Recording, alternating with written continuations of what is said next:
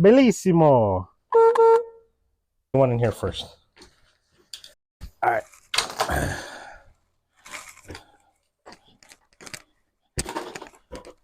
I'll show you this one.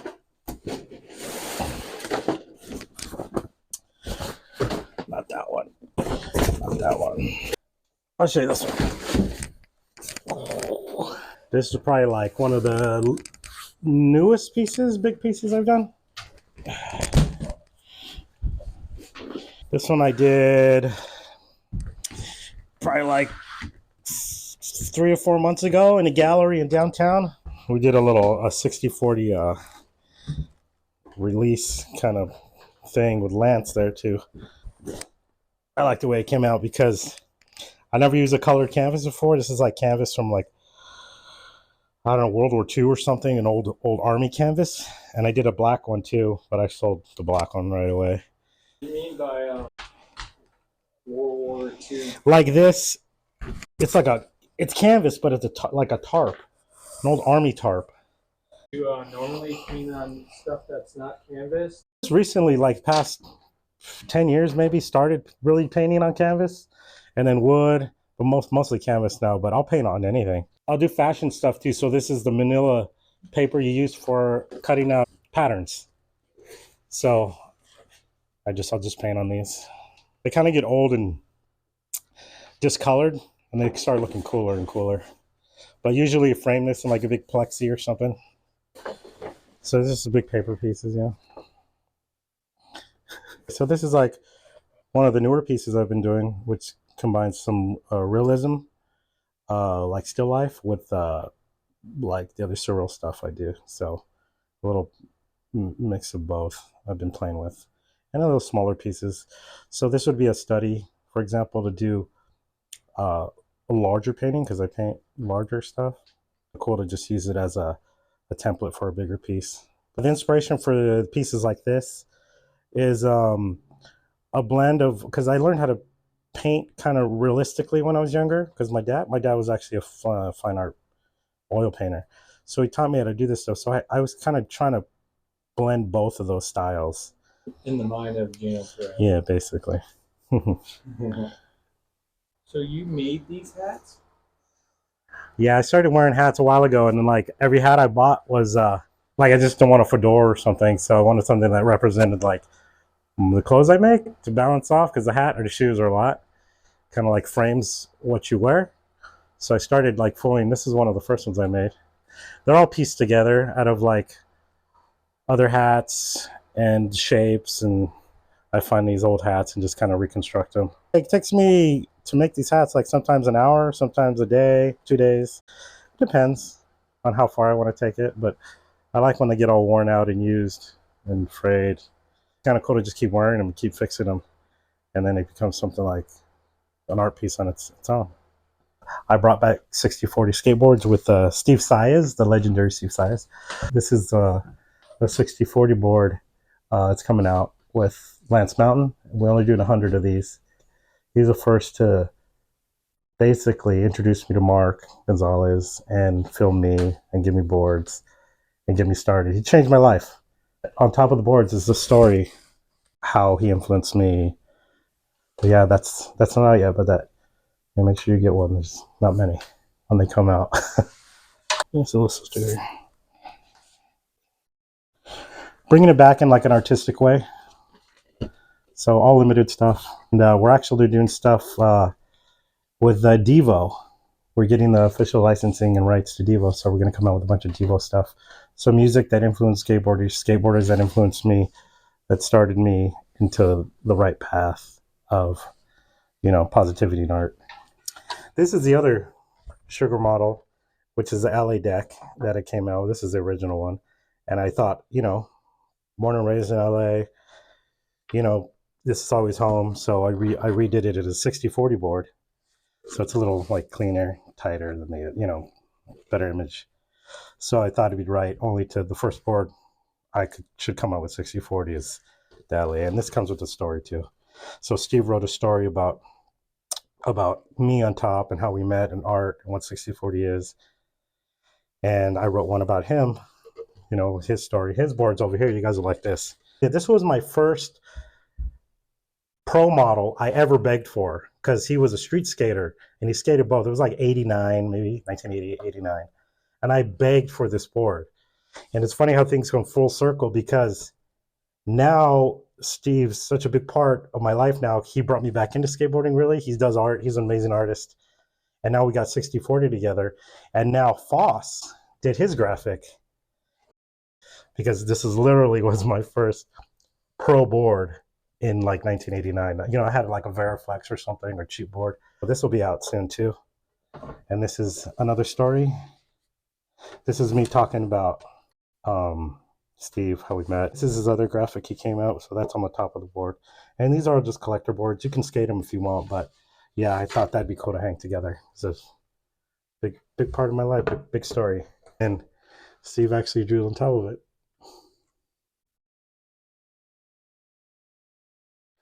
It was a good board though, because when I first met him, this is what he gave me because I told him that story.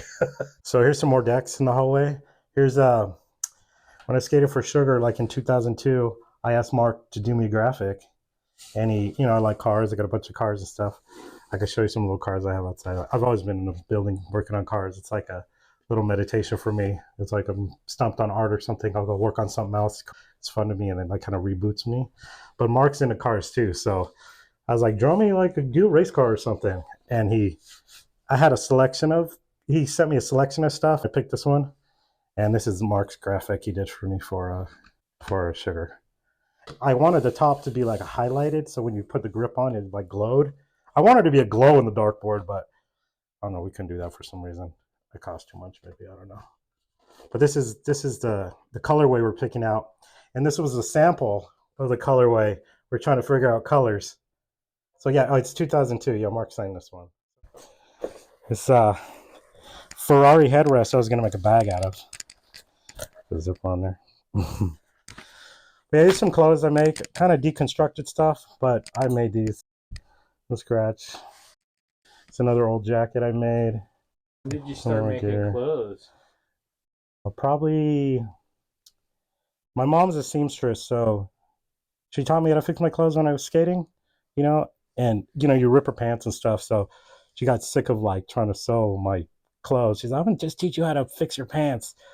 So I started then, early, like a teenager, started to sew. Then I was like, wait, I could add stuff and make things my own. So then I learned how to make patterns and do my own. We've been doing clothes a long time. So a lot of this just add-on stuff.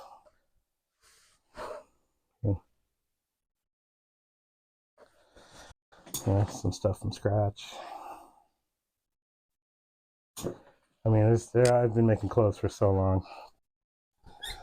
And jacket, pants, the graphic I drew, sewed on the back. It's actually the fabric I used. A lot of vintage stuff I'll use, reuse.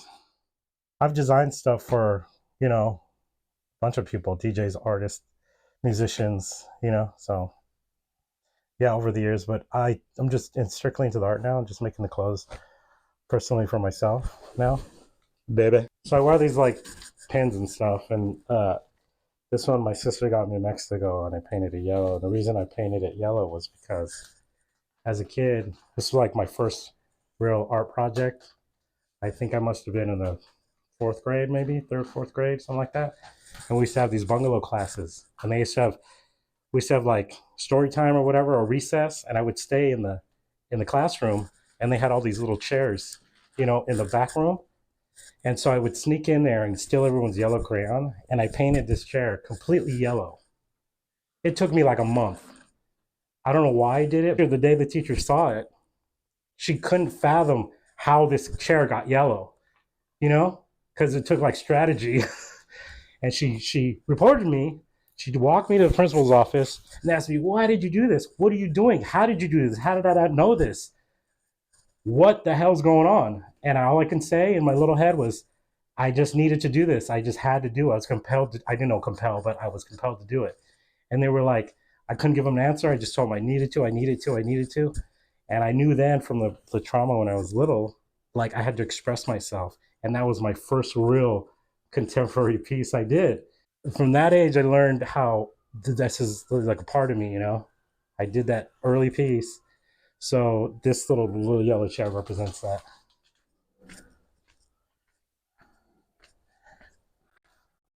How many cards do you have total? 1, 2, 3, 4, 6. You have 6 cards? Wait, I don't know. 3, 4, 5, 7. I used to have 7 cars and 7 motorcycles, but I got rid of all the bikes because I got in a little accident a while ago and just kind of just keep one bike. You know? I'm working on cars and collecting cars. It's a form of art for you, right? Totally, it's another way of you know, when you put something together and you get to enjoy it and drive it for a little and then sell it off to the next person and they keep doing it. I mean, I've had probably over 40, 50 cars, all mostly vintage cars, Italian cars, Alfa Romeos and stuff. But yeah, I mean, this is just the cars I have from the past 5 months. But they'll all go probably soon. I'll drive them for a bit and then move on. Because when I'm painting, I'll paint and then I'll get stuck on something and I can't paint because I'm not inspired or something. But the shape of cars and the styling of cars is beautiful. So it kind of inspires me to paint something with color. You know, old cars are colorful too. Old cars really have like style. I built a studio to paint in because I had a studio in Santa Monica, and I was like, I'm not gonna drive that far. I was riding my bike there every day. It was just too much traffic. I would have to stay till like 10 o'clock to come home. But this is the studio I built, and the wind or anything just kept blowing the roof off of it every time. And check it out. Now it's just sitting here. I don't even paint it anymore.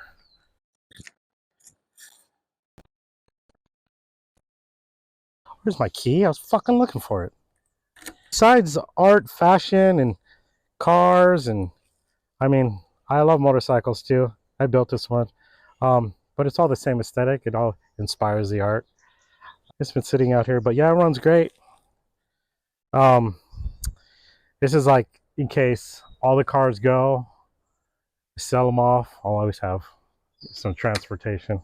But no, I think I'm gonna keep this one. This one is like I did a lot of work to this one, so it's still not done. This piece special to me because one of my collectors, Lou Delia, he shot Andy Warhol in the 60s. Oh no, early mid 70s, I think. And he had all these unpublished Andy Warhol pictures he just like maybe 5 years ago just found. And he had a big Warhol show and he invited me to paint over these original photos, unpublished photos. I did the city because he was kind of the king of New York back then for art. There's a giant there. So this is signed by the photographer and me. That was a big highlight in the art career.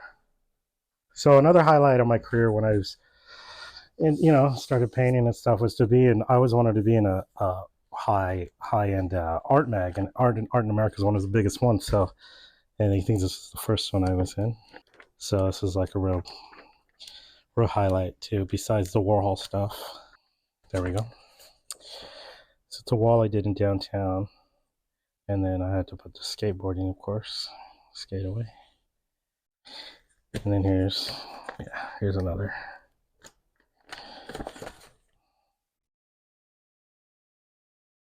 So yeah, that was a big highlight to be in these as an artist. It's like you getting a photo in Transworld, right? It's like getting a photo in Transworld, yeah, for sure. Love those Transworld guys. They give me my 15 minutes of fame over here.